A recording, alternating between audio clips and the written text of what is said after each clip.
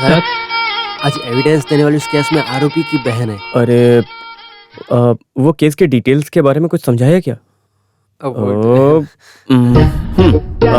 ये राजन बोलने वाला आपका भाई है और जो मारा गया उसका नाम विलास। I am right? क्या बोले? नहीं, आपका जो भाई है वो राजन और जो मारा गया उस विलास के साथ झगड़ा करने या गाली गलौज करते हुए या खून करते हुए ये आपने नहीं देखा है ना? अरे उसके लिए वो किसी को मारा भी नहीं है सर, अनजाने में उससे ऐसी गलती हो गई है सर। उससे मैं कोर्ट में सफाई दे दूंगा। वहाँ अगर वकील आपसे कुछ पूछे तो मैं नहीं जानती हूँ, मैंने कुछ नहीं देखा, आपको यही बोलना है, ठीक है? बाकी मैं देख लूंगा। जब ये सब हुआ तब आप कहाँ थे? घर में। अरे बहन, उस वक्त आप अपने पति के साथ सिनेमा देखने गई थी या नहीं, बताओ ना। कौन सा सिनेमा? घंटा। ऐसा कुछ सिनेमा है क्या? अरे ऐसा बोलो ना। ऐसी गवाही देनी है ना तो संकल्प की एक फिल्म को देखनी पड़ेगी। ये फिल्म हमने देखी थी ना। अच्छा, तेलुगु फिल्म मैं नहीं देखूंगी, हम मोहनलाल की फिल्म देखने चलते हैं। बाप रे, क्या रे, कौन लोग हैं ये? सर लीना विलियन। क्या है? राजन का भाई लिवियन जिसी के साथ कल सिनेमा देखने गया था ना। जब आप लोग फिल्म देखने जा रहे थे तब राजन घर में था और जब फिल्म देखकर घर वापस आए तब विलास को चाकू मारकर उसकी हत्या कर दी गई थी, लेकिन लाश के अलावा आप लोगों ने कुछ नहीं देखा, समझे? आपने अपना नाम क्या बताया? रजनी जी, मैं आपके कल घर आता हूँ बस स्टॉक को देखने के लिए। फिर रात में थोड़ा लेट आऊंगा क्योंकि आसपास के लोगों को पता न चले। आप वहीं रहेंगी ना? ओके। अरे दवा देने वाली वो लड़की अभी कुछ दूर में अपना घर बदल दी है। मेरे घर में कुछ भी होने पर उन्हें पता नहीं चल सकता। उसमें कोई दिक्कत नहीं है। भावना, मैं यहाँ एक सीरियस केस के डिस्कशन में हूँ। तुमने कॉल किया, कोई खास बात है? रात में जब कोई भी नहीं रहेगा उस समय मिलने के लिए बोला था ना। जाते वक्त वो 4756 की साड़ी लेकर जाना मत भूलना। क्या साड़ी?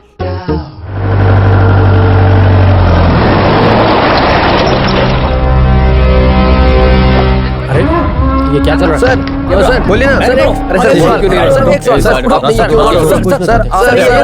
सर बताइए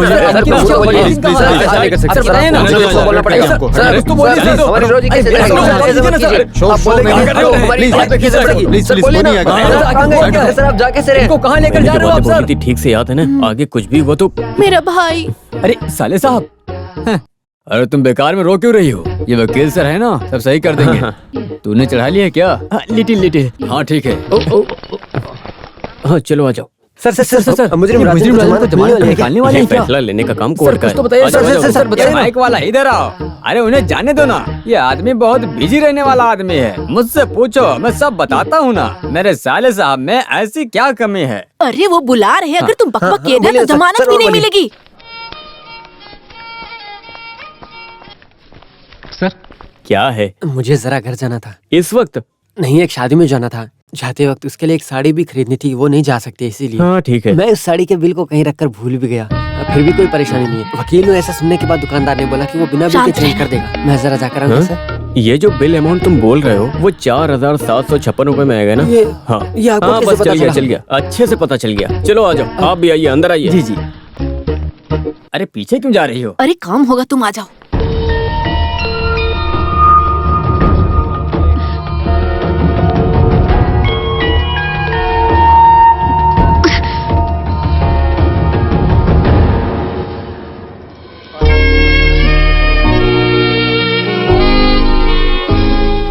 अरे ऐसी क्यों बैठी हो? माया, अरे तुम कब आई? दरवाजा खोलने की आवाज भी नहीं सुनी। मैं ऐसी ही हूँ, जब जरूरत पड़ी तो बिल्ली की तरह छुप कर आऊंगी। मनोज के साथ लफड़ा चल रहा है ना? नहीं, ये तो सिर्फ फोन में। अरे इसमें छुपाने या नकारने की ऐसी कोई भी बात नहीं है। तुमने पढ़ा नहीं क्या? आपस में जब तक विश्वास ना हो वो लोग मरते दम तक विश्वास जताने का एक्टिंग करते हैं, और यही है शादी। इस बीच में शरीर के हवस को मिटाने के लिए वो लोग खुश होने का नाटक भी करते हैं। आपस में मिल भी जाएंगे, बच्चे भी पैदा करेंगे, उनका परवरिश भी करेंगे, लेकिन अंदर ही अंदर नफरत करते रहेंगे। मेरी जैसी अक्लमंद लड़की जब एक्टिंग से थक जाती है, ज्यादा दिन के लिए उस नाटक को रजामंदी दिए बिना छोड़कर आ जाती है अपनी खुद की जिंदगी में वापस। तो फिर तुम? हाँ, लीगली डाइवोर्स नहीं हुआ है। ये मर्द लोग कभी कभार एक चीप कॉमेडी बोल देते हैं। एक कप चाय पीने के लिए क्यों चाय पत्ती के बगीचे को खरीदे? कभी कभार उस मजाक को हमें नहीं सुनना चाहिए। अरे तुम्हें क्या चाहिए? कुछ पीने भी के नहीं लिए? चाहिए, पहले तुम्हारे घर को अच्छे से देख लो। तो फिर चलो। स्वागत है आपका हमारे चैनल वो मेरा कमरा है। ताजा खबर से। You are one of- सिर्फ ये मेरा ही कमरा है, देख लो। होने वाला इलाज की हत्याकांड में संबंधित राजन की तरफदारी लेकर कोर्ट में यहाँ जो हाजिर खिड़की हुआ है। वो मनोज और इसके बीच कोर्ट के सामने ही हाथापाई हो गई है। इस खबर को ये मेरी लेकर कुछ हमारे बुक्स। रिपोर्टर सुषमा जुड़ा हुआ है। अच्छा वो लगा? बताएगा आगे क्या बहुत हुआ ही था। अच्छा है। तो सुष्मित आगे क्या हुआ था बताइए। हाँ, ये आज बिल्कुल सुबह 11 नहीं बजे है। ही चौंकाने वाली विलास हत्याकांड की तहकीकात शुरू हुई। राजन के तरफदारी में हाजिर हुए हाँ, उस और एडवोकेट ये मनोज भी। कुमार प्रोसिक्यूशन से पूछताछ करते समय उन्होंने अपना जुर्म कबूल किया है, जिसके चलते उनको फांसी की सजा हो सकती है। लेकिन जेल जाते समय आपस में बहस शुरू हो गई। उसके बाद रंजीत और वकील आपस में लड़ने लगे। धन्यवाद। उधर बालकनी है, यहाँ हम शाम में बैठते अभी हैं। इस घटना के संबंधित में कुछ सफाई देने के लिए एडवोकेट मनोज कुमार लाइन पर है। अब बताइए आगे क्या हुआ था। बात नहीं है, जमानत की उम्मीद में था। मुजरिम राजन के अंदर अचानक से जमानत नकार देने की वजह से मानसिकता का गुस्सा है। मैं केस को और अच्छे से स्टडी करके उस आदमी को जमानत दिलवा कर ही रहूंगा। मिलते हैं छोटे से ब्रेक के बाद। देख, ये चाय पत्ती का बगीचा खरीदने वाला ये है। वो कैसे इस केस को अच्छे से पढ़ाई करके प्रिपेयर करने के वक्त में और बातें सोचता है। जैसा तुम सोच रही हो वो रिश्ता बहुत पीछे छूट गया है। सिर्फ उसका पर्सनल लाइफ डिस्टर्ब नहीं है, उससे वो तुम्हारी जिंदगी पे भी असर पड़ता है।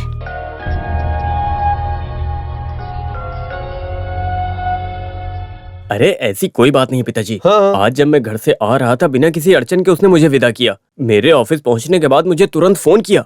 उसके बाद बिना किसी बात के वो मुझे गालियां देने लगी। कोर्ट के अंदर भी मेरा हाल कुछ ऐसा ही था, जैसे इंसान पागल होकर तड़प रहा हो। तभी अंदर बुला लिया गया। इस लड़की को परेशान करके पता नहीं क्या मिलने वाला है भगवान। तो फिर माँ और बेटे दोनों मिलकर ये बोल रहे हो कि ये सब भावना की ही गलतियां है ना? मतलब वो जानबूझकर ये कर रही है। तो फिर एक साइकेट्रिस्ट से जाकर मिलाओ अपनी बीवी को, ठीक है ना? उसकी बीमारी क्या है वो ही बता सकता है। सही कहा, मैंने भी इस बारे में सोचा, लेकिन उसे क्या बता कर ले जाऊंगा? अगर इसका पता चला तो क्या वो आएगी? अरे मैंने सुना है तुम तो अभी जमीन का सौदा करने वाले हो ना? पेट को लेकर भूखे खड़े रहना, ये धरती जंगल को भी उथल फुथल करके छुपा कर बेचकर पैसा कमाना है तुझे। लेकिन इतने दिमाग की जरूरत इसमें नहीं पड़ेगी। आप कैसे इंसान हो, जैसे कि कोई एक विपक्ष पार्टी के साथ बात करने के जैसा। मुझे तुम्हारे बेटे पर पूरी तरह विश्वास न आने की वजह से तेरी बीवी ने बोला है वो झूठ है, उसे साबित करने के लिए मुझे सिर्फ तुम्हारा एविडेविट काफी नहीं होता है मनोज। इसकी सफाई मिलने जैसा एक सबूत लेकर आओ, तब खड़ा रहूंगा मैं तुम्हारे साथ। अरे कैसे समझाऊं इन्हें? मेरा बेटा सच बोल रहा है, कुछ भी झूठ नहीं है, मुझे विश्वास है। हो सकता है, लेकिन हमारे बेटे के लिए हम हैं। लेकिन हमारे अलावा ऐसा रिश्तेदार बोलने के लिए उस लड़की का कोई भी नहीं है ना। ऐसे में हमने इसका सपोर्ट किया तो उसका कोई नहीं है ऐसा उस लड़की को लगेगा, तो फिर अच्छा नहीं होगा। ऐसा हम नहीं कर सकते। ऐसी क्या खास बात है आज? आओ आकर बैठो, बताती हूँ। माया याद है तुम्हें, जो हमारी शादी में आई थी? ये हुई ना बात। अरे हमारी शादी में बहुत लोग आए थे, सब कैसे याद रहेंगे? अरे वो अलग है। मैं हमेशा उसके बारे में मनोज जिक्र करती थी। शायद मनोज तुम्हें याद नहीं होगा। मैंने बोला था ना मेरे हॉस्टल में थी। अरे ठीक है तुम बोली होगी, बताओ क्या बात है? वो इसी फ्लैट में रहती है। क्या इसी के अंदर? अरे ऊपर नए किराएदार आए हैं, एक बाप और बेटी वही है। हाँ, कल वो मुझसे मिलने आई थी। हमने बहुत सारी बातें की। वो बहुत ज्यादा खुश हो गई। पहले से ही वो ऐसी ही है, उसके साथ बात करने से बिल्कुल अलग इंसान बन जाते हैं। जब वो चली गई थी तो मुझे कुछ करने का मूड हुआ। ये वही सब कुछ है। उसको मैंने हम दोनों के बारे में सब बता दिया। तुम्हारा मतलब? अरे मतलब हमारे बीच की परेशानी। मनोज, ऐसा क्या सोच रहे हो? आज मैं घर गया था। आज पिताजी ने बहुत डांटा है मुझे।